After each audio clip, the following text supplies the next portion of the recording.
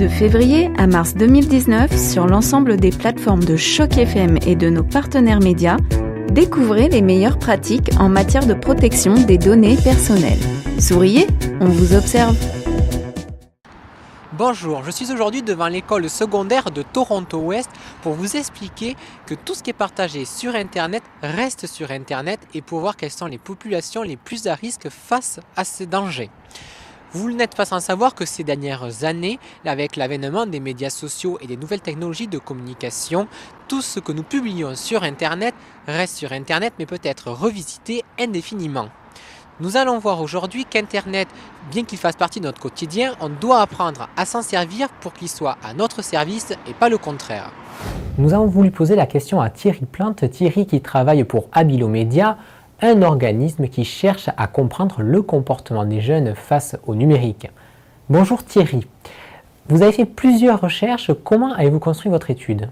On a sondé plus de 5000 élèves partout au Canada, la 4e à la 12e année environ. Puis on l'a fait 3 fois, en 2001, 2005, 2013. On se sert de cette recherche-là premièrement pour avoir une idée de la vie des jeunes par rapport aux médias numériques surtout. Puis une des choses qui est ressortie, évidemment, c'est que les jeunes partagent allègrement beaucoup de contenu en ligne. Une des dimensions importantes, c'est qu'ils protègent finalement leur vie privée, leur confidentialité quand ils le font. Merci Thierry pour ces explications. Pouvez-vous nous dire maintenant pourquoi partager des photos peut mettre en danger la vie d'un jeune ? Premièrement, les photos telles quelles peuvent contenir toutes sortes de renseignements assez révélateurs. Quelqu'un qui prend sa photo devant sa maison, vient de transmettre son adresse. Ou quelqu'un qui, évidemment, partage beaucoup de photos en ligne quand ils partent en vacances ou à propos des choses qu'ils ont achetées. Voilà pourquoi les parents doivent contribuer à l'éducation numérique de leurs enfants puisque ces publications peuvent être repartagées indépendamment de leur volonté et ce totalement hors contexte, ce qui, vous l'aurez compris, peut avoir des conséquences parfois très dévastatrices. Les adolescents sont d'autant plus en danger que leurs données personnelles voyagent. À ce titre, nous avons rencontré Alexandre Fortier, Alexandre qui a mené une étude sur la protection de la vie privée. Bonjour Alexandre. Pouvez-vous nous aider à comprendre comment nos données personnelles voyagent et surtout comment s'en protéger? Des applications qui nous permettent de voir comment l'information comment les traces que nous laissons en ligne voyagent. Ça, c'est ce qu'on peut faire. Les annonceurs prennent ça, en fait, ils font de l'agrégation et ce sont des profils après qu'ils vendent et revendent à d'autres. En fait, il y a un grand marché à partir de nos données personnelles. Enfin, Alexandre, pouvez-vous nous dire quelle information avez-vous découverte concrètement?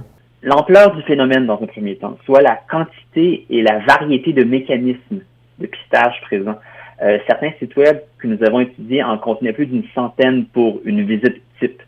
Ce qui veut dire que l'utilisateur devrait, je mets ça entre guillemets, non seulement comprendre la politique de confidentialité du site web lui-même, mais aussi de plusieurs intermédiaires dont il ignore tout, dont le rôle. Plusieurs sites font référence à la prévention numérique comme Abilo Media, Safer Internet ou encore Teljeune. Pour approfondir notre sujet, nous sommes renseignés auprès de l'UNICEF présent dans 190 pays et territoires pour défendre les droits de l'enfant. Un rapport publié en 2017 souligne qu'Internet accroît la vulnérabilité des enfants face aux risques et aux dangers. Dans ce rapport, nous pouvons y voir que 71% des enfants dans le monde sont connectés à Internet contre seulement 48% de la population. Autre chiffre intéressant, 3 Africains sur 5 ne possèdent pas Internet contre seulement 1 Européen sur 25. Pour finir, voici quelques conseils pour rester net sur le net. Tout d'abord, donnez le minimum d'informations personnelles. Puis, réfléchissez bien avant de publier. Troisième conseil, faites attention aux photos que vous diffusez sur les réseaux sociaux notamment. Quatrième conseil, ne fournissez pas votre mot de passe et ce, à qui que ce soit. Enfin, toujours pensez à utiliser un pseudonyme. Si vous rencontrez des difficultés, n'hésitez pas à en parler autour de vous. Vos parents et professeurs seront vous renseigner. Pour plus d'informations sur l'utilisation du numérique, je vous invite à vous rendre sur le site carrefour-education.ca. Prochainement, nous intéresserons à la démystification de l'e-réputation.